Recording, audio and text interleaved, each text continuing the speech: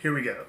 I'm gonna do reviews on my watches, but like I indicated yesterday, not in the traditional sense. First off, we're in the Gold Bling Master again.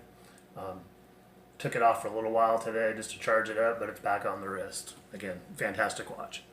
So, my criteria, or what I'm looking at as I review my collection, are, like I mentioned yesterday, sentimental value, influencers, value retention, and what I call it factor. So the first watch I'm going to review is the first watch I got. I'm going to try to do these in chronological order. So this is one that I really don't talk about very often, and you'll see why in a little bit. Never been a wrist shot of it on my Instagram or anything.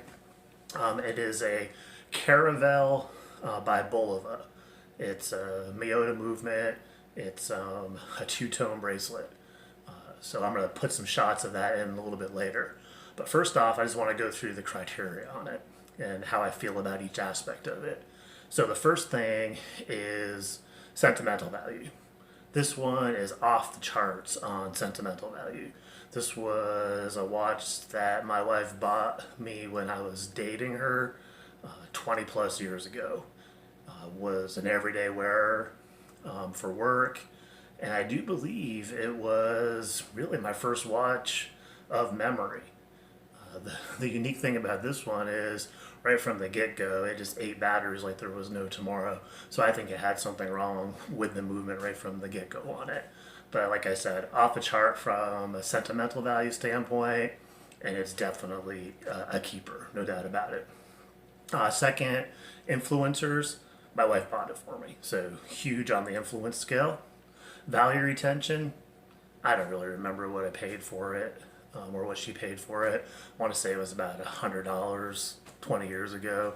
So again, nothing dramatic on that side at that point in time. That was definitely a lot of money for a watch, though. It factor, the two-tone is pretty cool.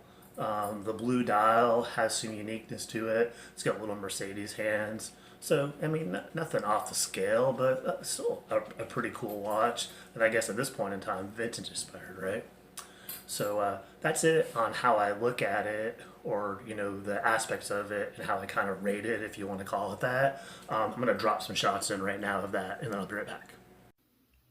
Okay, here she is, my project watch. Like I said, lots of sentimental value with this one. Two-tone bracelet, cool little blue Caravelle dial there.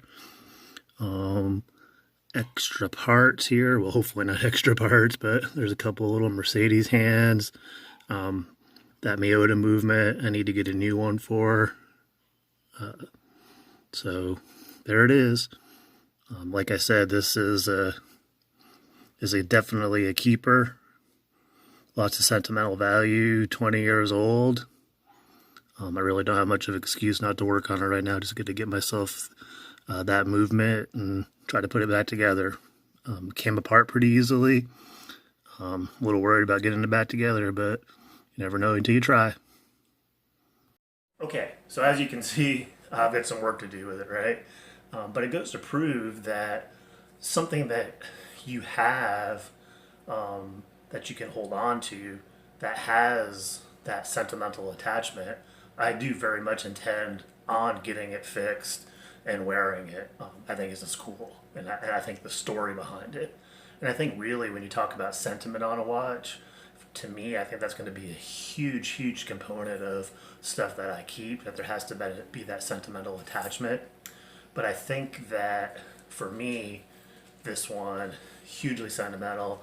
I do want to get it working again, and I'm looking forward to that. So thanks for watching, guys. I appreciate it as always. Please like, subscribe if you like this. This is definitely rough so far. I'm going to play around with trying to get better shots and stuff, but I'm of the mindset is if I wait for it to be perfect, I'll never get anything out. So I appreciate you watching. I appreciate you tuning in. And as always, excuse me, as always, stay positive, make friends, and enjoy the journey. Thanks a lot. Talk to you soon.